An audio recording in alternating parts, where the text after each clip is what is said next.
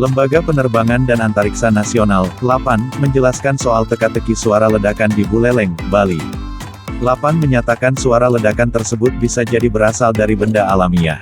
Peneliti Madya LAPAN, Rorom Priyatikanto, menjelaskan bahwa intensitas getaran sekitar 1,1 meter.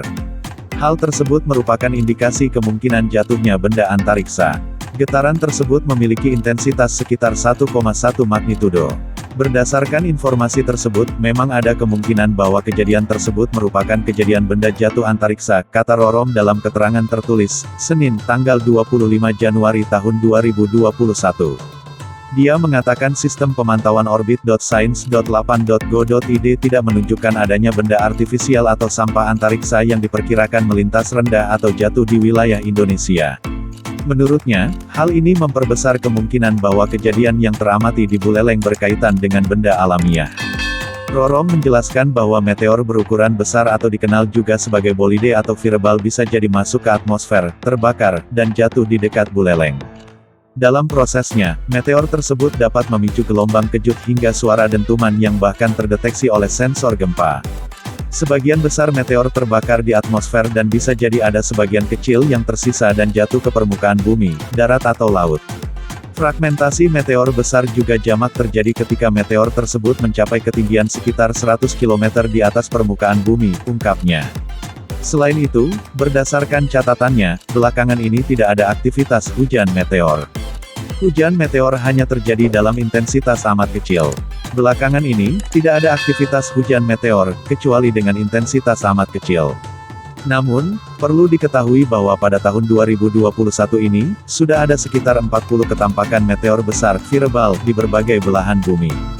International Meteor Organization, IMO, menerima dan mencatat laporan akan ketampakan virebal dengan cukup baik. Beberapa kejadian disertai dengan suara dentuman yang terdengar cukup jelas, tuturnya.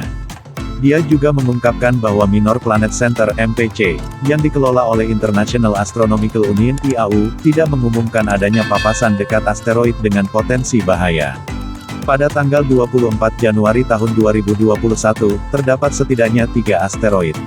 Bila memang apa yang terjadi di Buleleng merupakan jatuhnya meteor berukuran besar, maka objek tersebut tidak berasosiasi dengan asteroid yang terdeteksi dan terkatalogkan sebelumnya, imbuhnya. Rorom juga membandingkan suara ledakan di Buleleng itu dengan suara yang juga pernah didengar warga Bonn pada 2009. Pada tanggal 8 Oktober tahun 2009 warga Bonn mendengar ledakan disertai getaran kaca-kaca rumah mereka. Warga juga melihat jejak asap di langit.